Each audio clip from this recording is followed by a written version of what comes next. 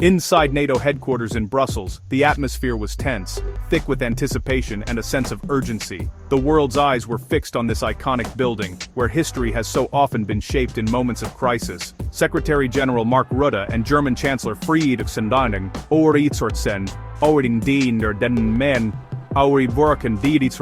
stood before a packed press room, their faces grave as they addressed not just the assembled journalists, but the entire world watching from afar. Their message was stark and unambiguous. Europe is entering a new era, one defined by persistent threats and growing instability. The time has come, they insisted, for Europe to take full responsibility for its own defense and security. This was no routine update or diplomatic formality. It was a direct call to action, delivered as the war in Ukraine continues to rage, reshaping borders and alliances across the continent. The world order is shifting, and Europe can no longer afford complacency. Rutte and Merz cut through the usual diplomatic noise, presenting a united front. They urged Europeans to confront a much harsher reality, one where unity, resolve, and sacrifice are essential for survival. Germany's historic decision to dramatically increase defense spending and assume a leadership role was highlighted as the cornerstone of a new European strategy. This shift marks a turning point, signaling that Europe is ready to step up and take charge of its own fate. The leaders declared the end of illusions. Dialogue and economic ties alone cannot pacify an aggressive Russia. The threat is real, and Europe must face it with clear eyes and unwavering determination. They warned that Europe can no longer rely on American military might as it once did. The transatlantic partnership remains vital, but the burden of defense must now be shared more equally. The post-Cold War holiday is over. Europe must build its own strength, modernize its forces, and be ready to defend its values, its people, and its territory against any threat that may arise. The message from Brussels was unmistakable. Europe's security is now Europe's responsibility. The continent stands at a crossroads, and the choices made today will shape its destiny for generations to come. Rutte and Merz described a fundamental shift. Europe can no longer depend on the U.S. security umbrella. For decades, the Transatlantic alliance provided a sense of security, but recent events have forced European leaders to confront a new reality. The world has changed, and so must Europe's approach to its own defense and stability. Russia's invasion of Ukraine shattered the illusion of lasting peace and exposed Europe's vulnerabilities. The conflict has been a wake-up call, reminding Europeans that threats to peace are not just distant memories, but present dangers. The devastation in Ukraine is a stark warning of what can happen when security is taken for granted. The new reality, major war in Europe, is no longer hypothetical. Military exercises and increased readiness are now part of daily life, as nations prepare for scenarios once thought unimaginable. The specter of conflict has returned to the continent, demanding vigilance and unity. Brussels discussions focused on preventing the conflict from spreading and deterring future aggression, requiring a shift to high-readiness collective defense. Diplomats and military leaders are working together more closely than ever, forging new strategies to protect Europe's borders and its people. Germany's Zeitenwende, its pledge to spend at least 2% of GDP on defense, signals a new era of European leadership. This historic commitment marks a turning point, as Germany and other nations recognize the need to invest in their own security and take on greater responsibility within NATO. Rutte emphasized shared responsibility. Europe must carry more of its own security burden, not just to appease the US, but out of necessity.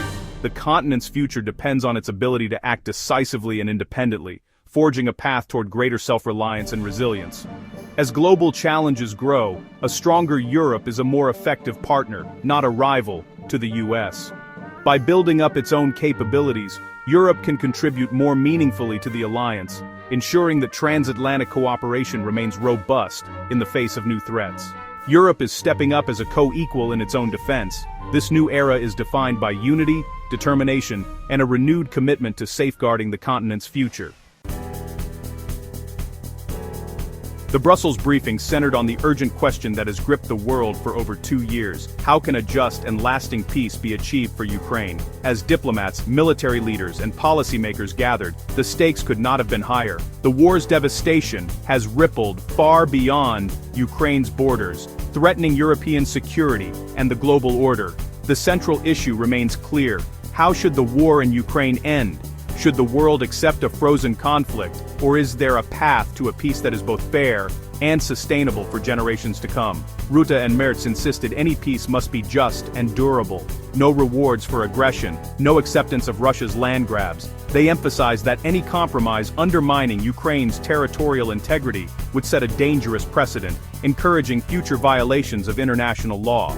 NATO's role is to empower Ukraine at the negotiating table through robust military, financial, and humanitarian support. This means not only providing weapons and aid, but also ensuring Ukraine has the resources to rebuild and defend itself in the long term. A just peace means Ukraine's sovereignty and borders are respected, and future Russian aggression is deterred by real security guarantees.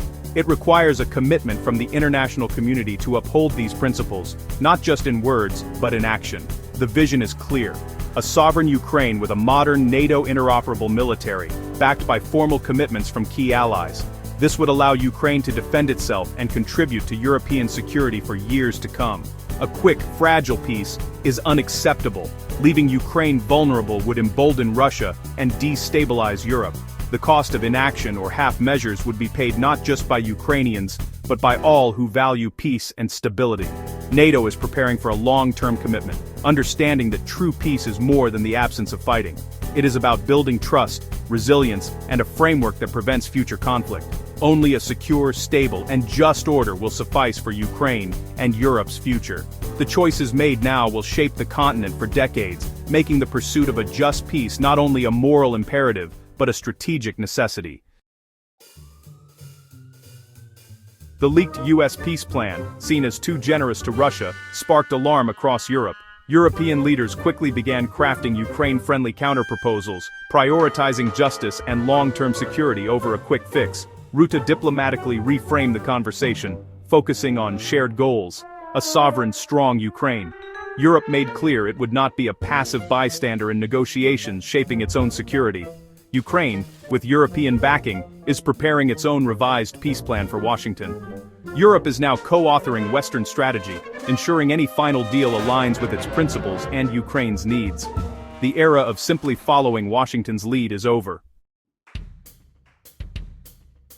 Rutte declared the NATO-Russia Council and Founding Act dead.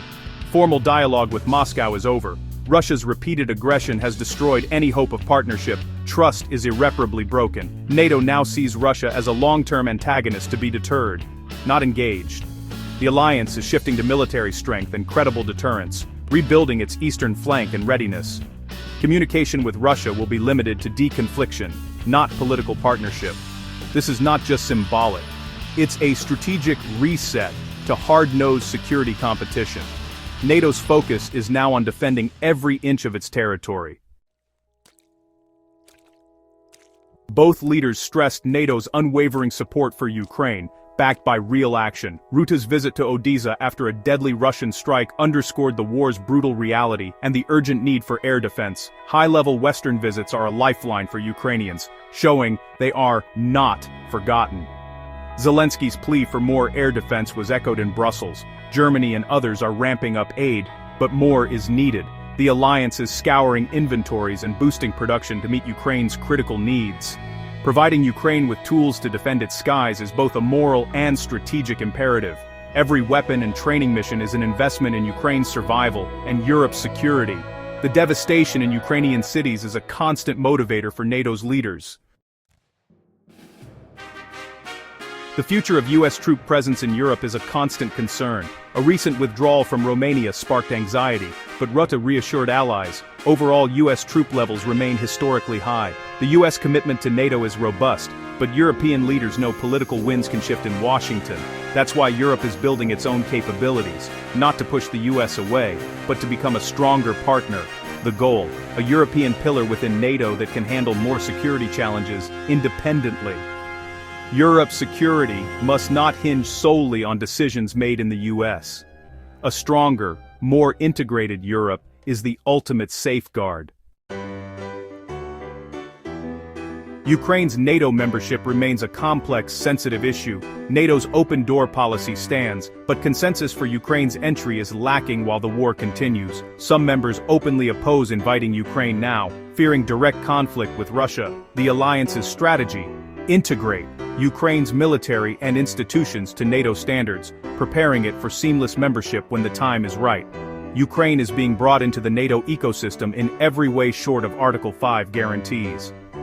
This strengthens Ukraine, today, and signals to Moscow that its westward path won't be derailed. The road to membership is long, but the door remains open. NATO is actively helping Ukraine walk that path.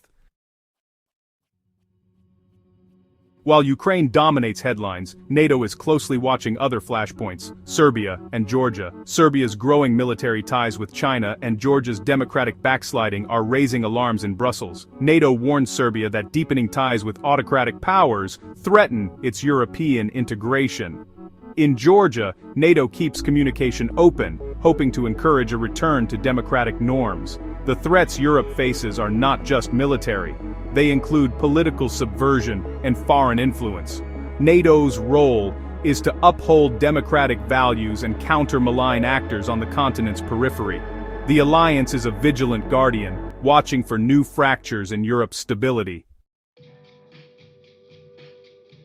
The Brussels briefing was a clarion call. Europe must forge a new path of strategic self-reliance. The era of assuming American protection is over. Europe must become a formidable actor in its own right. This is not anti-Americanism, but a recognition that a stronger Europe is a better ally. The path forward: unwavering support for Ukraine, credible deterrence of Russia, and massive investment in European defense and unity. This demands political will, tough choices, and a shared sense of purpose. Rutte and Merz urged realism and preparedness, not fear. Europe's security and prosperity were built on strength and unity. Now that foundation must be reinforced. The challenge convinced citizens to embrace this new reality and build a Europe strong enough to defend its interests and values.